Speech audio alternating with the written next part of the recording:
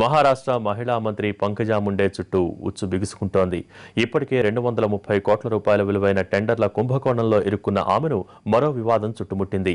ఓ private కంపెనీకి అర్హత లేకుండా డ్యాం నిర్మాణ కాంట్రాక్టును అప్పగించారంటూ ఆరోపణలు వెల్లువెత్తాయి. అయితే ఈ ఆరోపణల్ని ఆమె తోసిపుచ్చారు.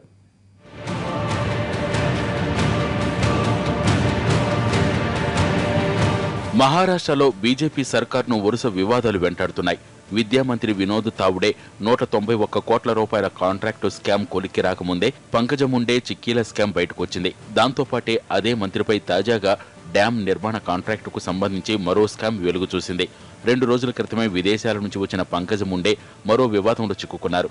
జాల్నాలో ఓ డ్యాం నిర్మాణ పనుల్ని ఎలాంటి పరిశీలన చేయకుండా కాంట్రాక్టర్కు అప్పగించారన్నది తాజా ఆరోపణ.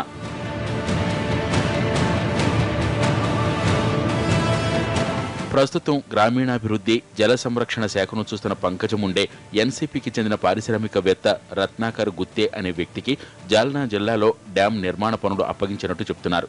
ఆ కంపెనీ అతి తక్కువ ధరను కోట్ చేసినా సాంకేతికంగా అది అర్హత కోల్పోయింది. అయినప్పటికీ అదే సంస్థకు కాంట్రాక్టు దక్కింది.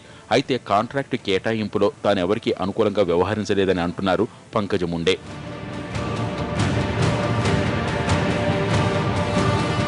ప్రతిపక్షంలో ఉన్నప్పుడు అవినీతిపై రాజీ లేని పోరాటం చేసిన వ్యక్తిగా గుర్తింపు పొందిన ఫడ్నవీస్ ఆ ఇమేజ్తోనే ఎన్నికల్లో గెలుపొంది మహారాష్ట్ర సీఎం పదవి చేపట్టారు. ఇప్పుడు ఏకంగా ఆయన మంత్రివర్గంలో సహచరులపై వరుసగా అవినీతి ఆరోపణలు వెల్లువెత్తుతుండటంతో ఏం చేయాలో తోచటం లేదు ముఖ్యమంత్రికి. ఆరోపణలు నిజమైనవేనని తేలితే విచారణ జరిపిస్తానని చెప్తున్నప్పటికీ ఆధారాలతో సహా బయటపెట్టి మరింత ఎరకాటంలో పెడుతున్నాయి విపక్షాలు.